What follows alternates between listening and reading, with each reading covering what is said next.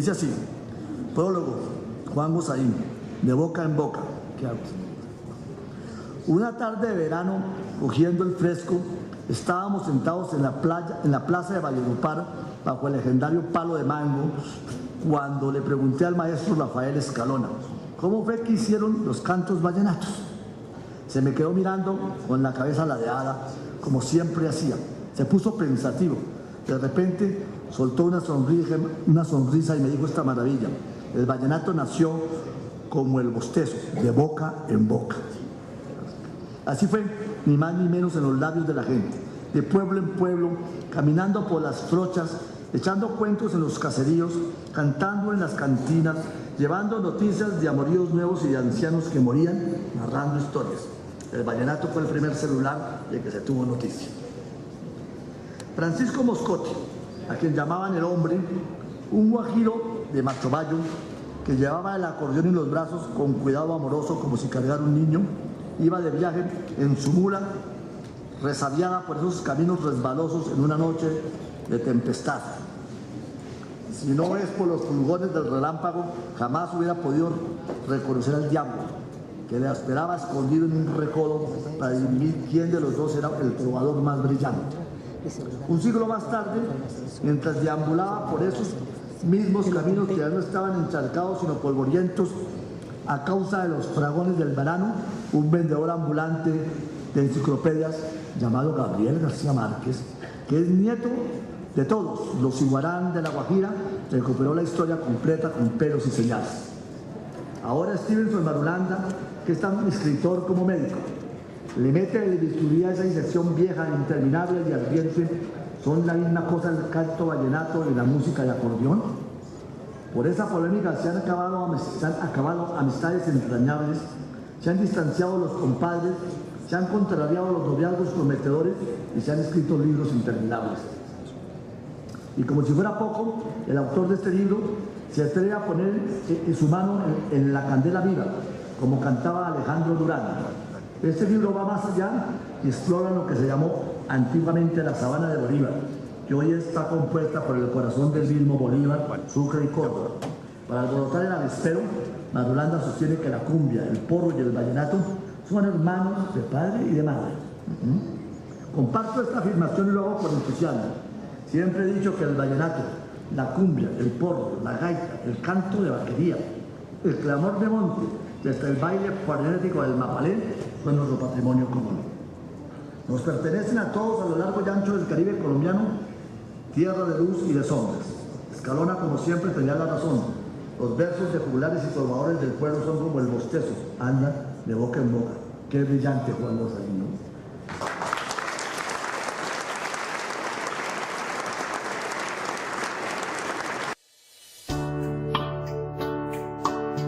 Y no sé en qué momento se me dio a mí por hacer un libro. Yo no tenía idea que yo podía escribir tanta cosa.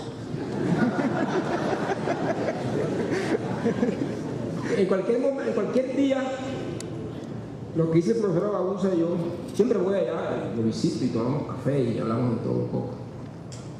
Y un día yo como que quiere la cosa y como que no quiere, le dejé para ver qué pasaba, porque no me atreví a decirle, profe, un día que yo quiero escribir un libro, no, se lo dejé mal puesto, unas hojas. Raúl, escribió esto. No puede ser. Alguien está escribiendo. No, profe, yo lo hice. Y yo feliz porque fue el que me animó realmente a que siguiera en el intento, que siguiera y bueno, y el capítulo que le llevaba, capítulo que demoraba y las del otro. Y así fue pasando el tiempo y bueno, salió este libro. Se refiere esto a que en La Guajira hay una leyenda. Yo creo que la mayoría de personas la conocen. La leyenda es que usted sabe que allá la gente somos músicos, la mayoría. La música la llevamos en las manos, en la cabeza, en la sangre, en las venas, en el alma, pero todos somos prácticamente, nos encanta eso y hacemos música. Entonces, allá llegó una vez el diablo. Había unos tipos ahí que se emborrachaban y lo desafiaron. Y el diablo le dijo a un diablito que estaba por ahí: vea, prepáreme el mejor par de alas que voy para la tierra allá. Allá hay unos tipos en 30 es un corregimiento de Riguacha cerquita. Porque ya yo no tolero más esta situación. Y se fue a una piquería, una cita de acordeón. El diablo quiso hacer con él un trato, un pacto, como siempre lo ha hecho. Francisco el hombre le dijo: no, señor, yo no voy a hacer pacto. Bueno, está bien. Siguieron parrandeando y este cogió su burro. Él tenía 3 burros. Allá la gente tenía su burro, cada quien tenía su burro. Tenían nombres. Era como tener un carro, una bicicleta. Francisco el hombre tenía 3 burros. Uno se llamaba Aguanta Callao. Aguanta Callao era el burro de enamorar. El burro de parrandear se llamaba Aguanta Serene. Y el burro de trabajar, de la faena, se llamaba Aguanta Pesares. Bueno, andaba alguien de parrandear.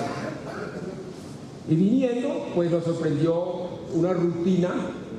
Rutina en acordeón es, en los acordeones la rutina es el trajín diario, el carácter, el temperamento del músico. Por eso se distingue un músico bueno, porque tiene rutina. Los músicos que no tienen rutina no son buenos músicos.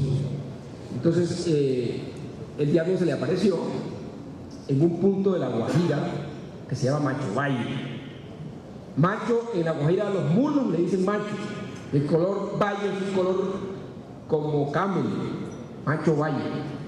Ahí se había perdido un mulo hace tiempo, en la guerra de los 1000 días. Entonces se quedó Macho Valle. Ahí fue donde se encontraron, el diablo se le apareció y empezó a tocar una música rara. Francisco el hombre no era un tipo letrado, por supuesto, era un ignorante.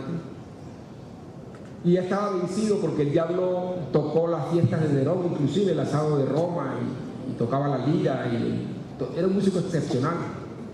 Y Francisco el hombre tuvo que hacer uso de un pescadito que le había regalado Melquiades, y lo tenía en la mano derecha, y le alumbró y le sopló el credo al revés. Francisco el hombre derrota al diablo tocando el credo al revés. Esa es la leyenda. Pero como dijo la profesora Baunza, es mal perdedor el tipo. Y le echó 7 maldiciones. Le echó 7 maldiciones a Francisco el hombre. Pero después, cuando, general, qué gusto. Después, cuando venía saliendo con su pescuezo de gallo fino, y hasta el cuero, llegó el tipo a la cita. Llegó con un corbatín rojo, color como la sangre de un toro. Y entonces, cuando venía saliendo, remontando vuelo en el polvorín de Macho Valle, volteó la cabeza y le dijo: erga hombres. Eso quiere decir para todo el mundo. O sea que las 7 maldiciones no eran para los acordeoneros, ni para los guajiros, ni para los vallenatos, ni para los costeños, sino que nos echó 7 maldiciones. El libro se refiere a esas 7 maldiciones. En literatura, pues, la literatura es un vehículo para decir cosas cuando uno quiere que lo oigan. Entonces me propuse en un lenguaje más o menos, pues, literario, relatar esas cosas. Además, el libro es importante porque yo estudié bastante, de verdad que sí, estudié bastante las raíces negras, sobre todo las raíces negras de la música, no solamente del vallenato, porque yo intenté al principio hacer algo sobre el vallenato, pero hablar del vallenato sin el contexto no hay mucho sexo y se vuelve uno histórico, se sale de la historia. Entonces tenía que estudiar todo ese ovillo histórico desde la colonia, la república, en todos los 7 departamentos costeños. Y entonces vengo a descubrir una cosa muy interesante.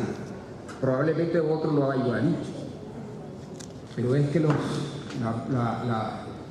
esclavitud, la raíz negra está en América toda. Y la raíz negra que está en América toda fue la que produjo realmente los ritmos de todas nuestras músicas, desde Alaska hasta la Patagonia. Y me doy cuenta que el tango, por ejemplo, el ritmo del tango es negro, completamente negro, sino que lo han blanqueado. Está sucediendo ese proceso en el Río de la Plata. Allá había afro-argentino y afro-uruguayo. Y el tango nace de unos ritmos que también eran unos bailes cantados, candombe y milonga. Y ustedes nomás ven la pronunciación de candombe y de milonga y de tango, que eso es de la parte occidental de África, que fueron los negros esclavos que trajeron acá también.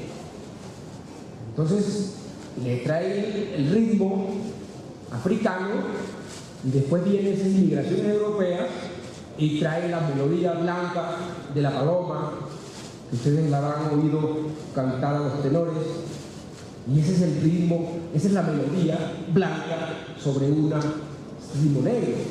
Y pasa en el jazz, en el blues, en el ska, en el reggae, en el vallenato, en la cumbia y en el porro. Son las mismas raíces nuestras. Yo la verdad no me podía explicar algo que produce nuestro proceso, porque uno no podría salirse de ese proceso de esclavitud, de colonia, de república, y que eso sea la parte. Ese libro trata de todas esas cosas, pero además pues tiene el ingrediente de que tiene hasta ciencia ficción. Hay un capítulo que se llama La Desconcepción. En esa tierra no hay viejo. La gente nomás llega a 60 años. Cumples 59, 58, 57 y se va devolviendo. Cuando llega a los 60, muda. Y yo me pregunto, bueno, ¿y por qué nosotros no mudamos la piel? Porque hablo del ADN, ¿no? El libro tiene ciencia. El libro tiene ciencia.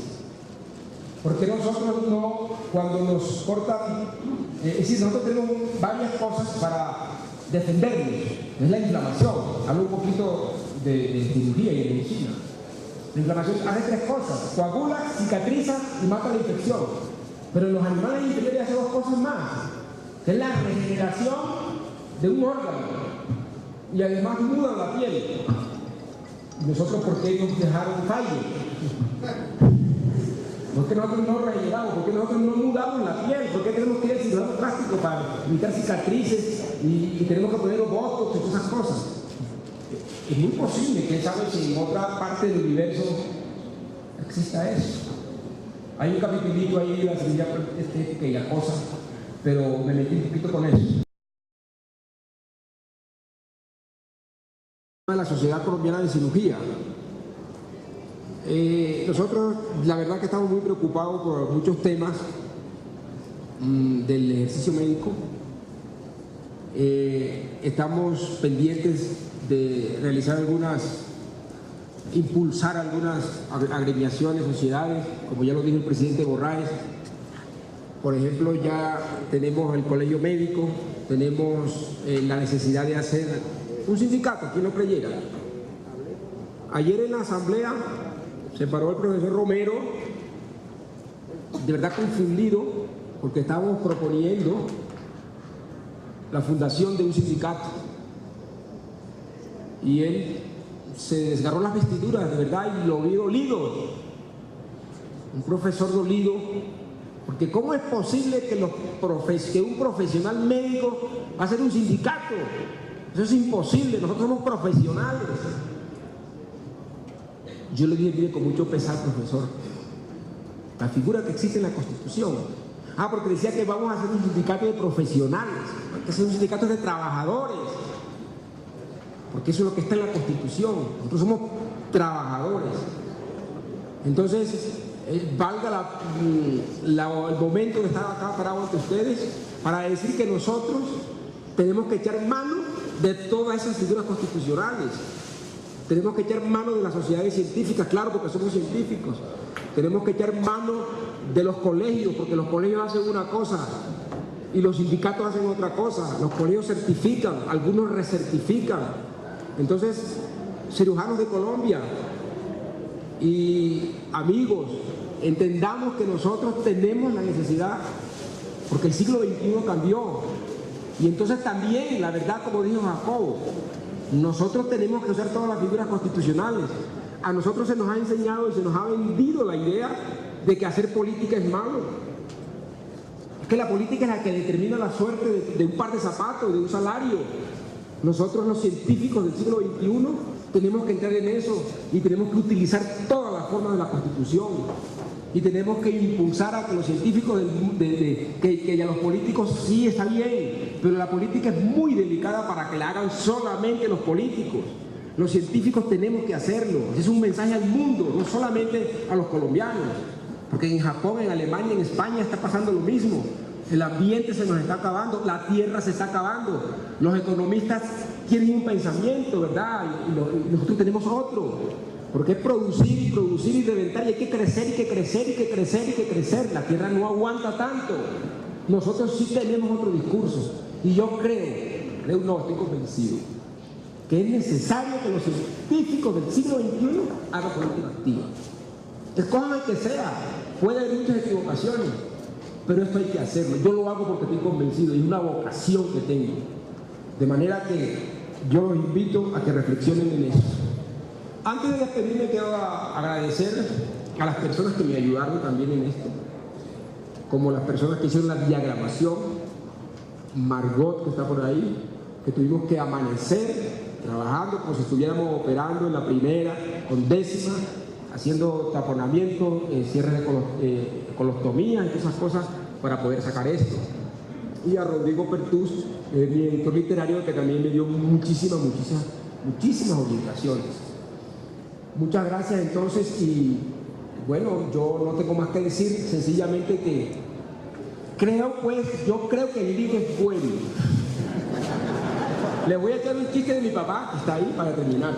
Chiste de mi papá, Enrique Marulán Darón, campesino, Montaraz, encapotado en un mal genio, pero con una voz finita de sentido de culebra, un hombre casi de 2 metros, pero la voz fina. Un día estaba yo en Bogotá y él estuvo enfermo. Mi papá vino enfermo, él no le gustaba venir acá. Me tocó llevarlo a un restaurante de carnes y le pasan la carta.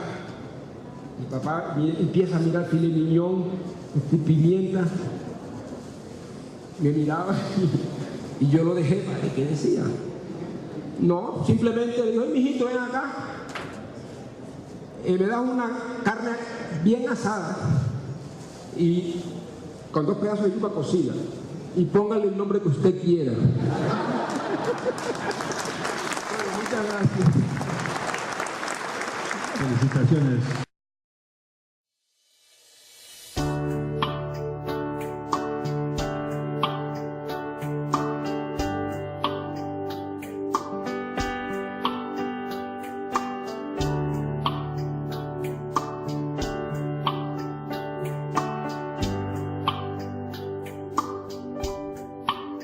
Puedes cambiar el mundo tan solo en un instante.